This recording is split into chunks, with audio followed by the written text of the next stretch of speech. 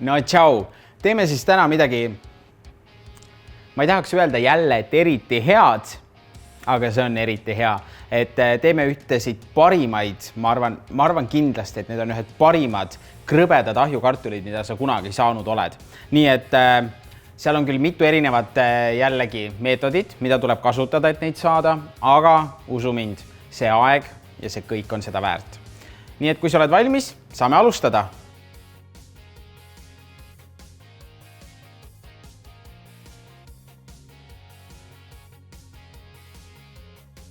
Nii, võtame esimesena siis kohe ahju ette ja me paneme ahju kohe alguses, paneme ta pöördõhu peale ja 220 kraadi.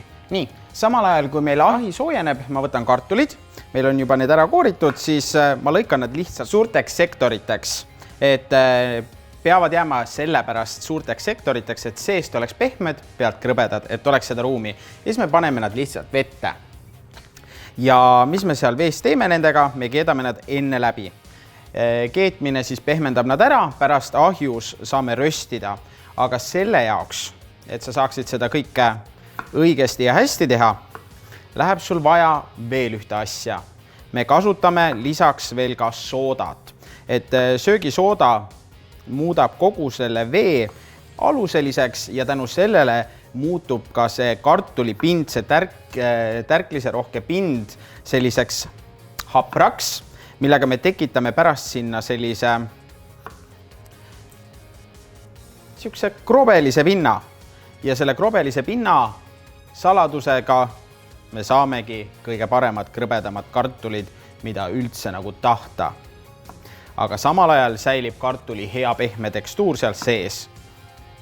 Nii, kui kartul on tükeldatud, paneme siia sooda ja lisaks soola.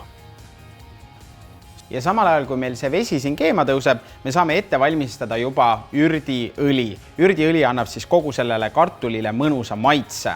Nii et me võtame siit ühe korraliku oksa rosmariini. Nii, ja siis paneme selle lõike lauale, samal ajal võtame kohe ka tüümianit.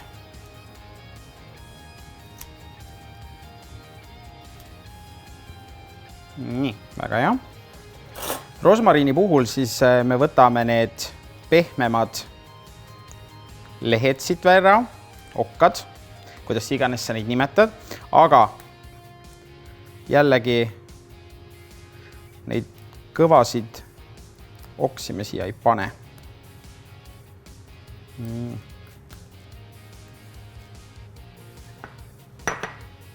Ja me hakime selle võimalikult väikesteks tükkideks.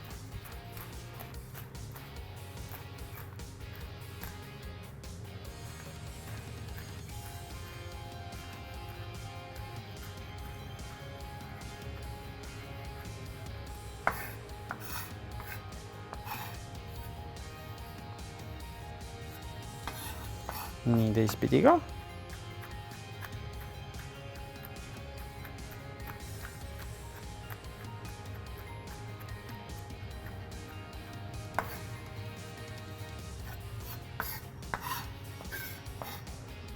Ja sama siis ka tüümianiga.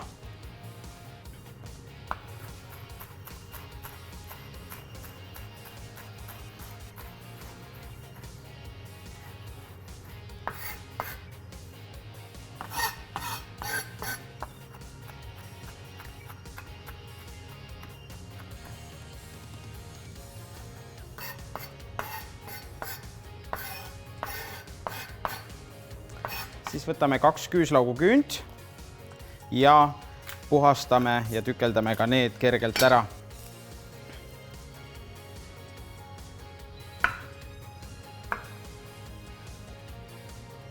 Ahi sai valmis.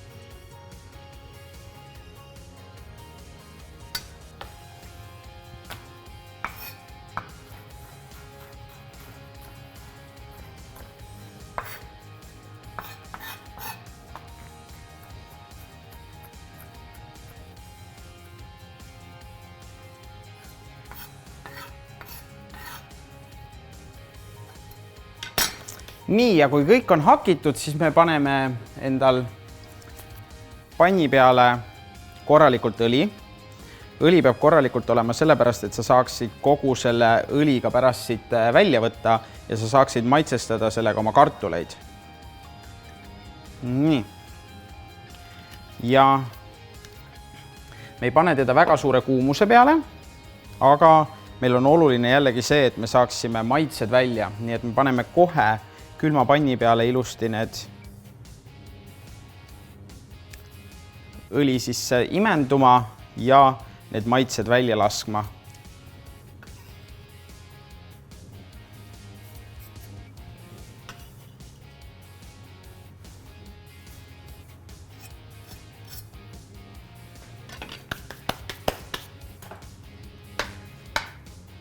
Nii, meil on vahepeal siis kartul ilusti keema tõusnud, samal ajal hakkab meie ürdivõi ka valmis saama ja ürdivõi puhul ma ei rösti neid jällegi ära, vaid ma tahan, et nad lihtsalt maitset siia annaksid.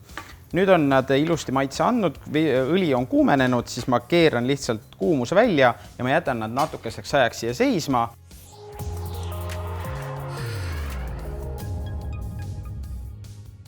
Vahepeal me võime siis õli juba ära kurnata, kartulid saavad ka kohe valmis ja varsti saab süüa. Nii.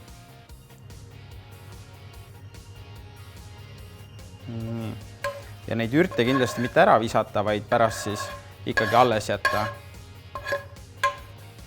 Pärastiseks alles jätta.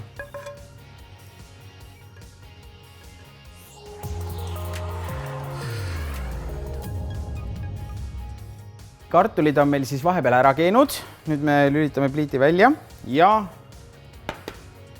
nõrutame kogu vee siit välja, mis siin alles on. Ja siis saame edasi tegutseda. Nii, kui vesi on ära nõrutatud, siis ma jätan ta korraks ilma kaaneta pliiti peale seisma, et kogu vee, võimalikult palju seda veeaurusid välja tuleks. Kui veeaur on ära tulnud, siis saame jällegi edasi liikuda.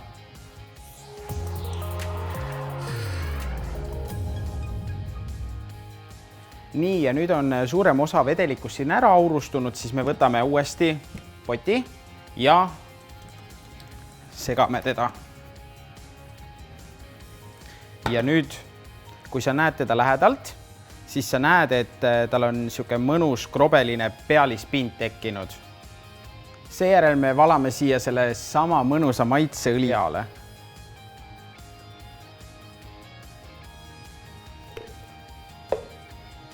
Nii, natuke paneme Himalaja soola veel.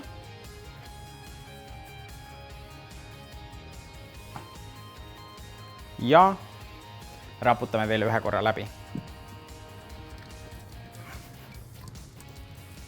Nii, nüüd on maitsed ilusti segunenud. Ta on kergelt siuke puderjas, siis me võtame ahjuplaadi ja me paneme kõik selle ahjuplaadi peale. Nii, siis me võtame pintsetid ja me eraldame nad kõik üksteisest nii-öelda ära, et iga kartul küpseks eraldi, et tal saaks mõnus krõbe koorik peale tekkida. Nii, jällegi hunnikusse ei tohi jätta, muidu sul lihtsalt midagi ei toimu siin. Nii. Ma mängin nagu lauajalgpalli nendega. Nii, läheb. Ja lammutan. Nii, kõik on eraldi. Ja liigume ahju nendega.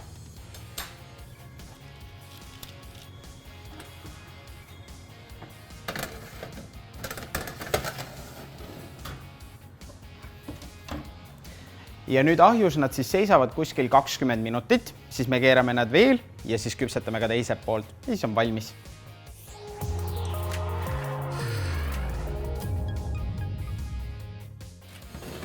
Nii, ja meil on mõnusalt need kartulid natuke ahjus olnud.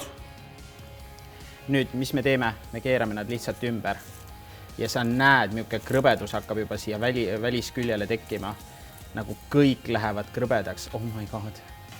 Ma juba tahaksin süüa. Oh jaas. Oh my god. Väga ilusad. Ja see lõhn. Ürdid pole veel peale pandudki, aga see ürdiõli annab juba nii palju maitset ja lõhna kindlasti juurde. Oh my god, oh my god. Ma ei oska nagu rohkem midagi öelda. Nii. Ja nüüd paneme uuesti ahju tagasi ja järgmised 10 minutit ja siis vaatame uuesti.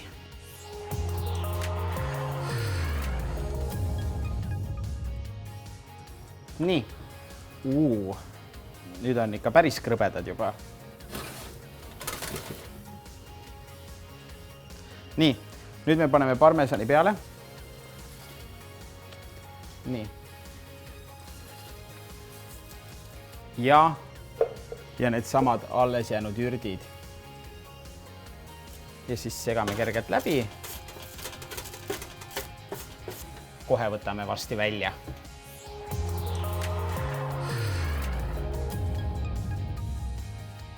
Praeguseks on meil siis need krõbekartulid mõnusalt valmis saanud, võtame need ahjust välja ja saame serveerima hakata. Nii. Mis aromaatsed lõhnad. Ja tõstame nad siis mõnusalt ka taldrikule.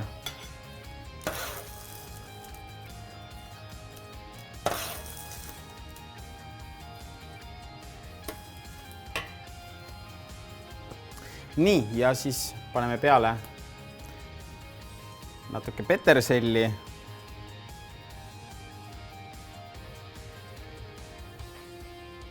Paneme veel.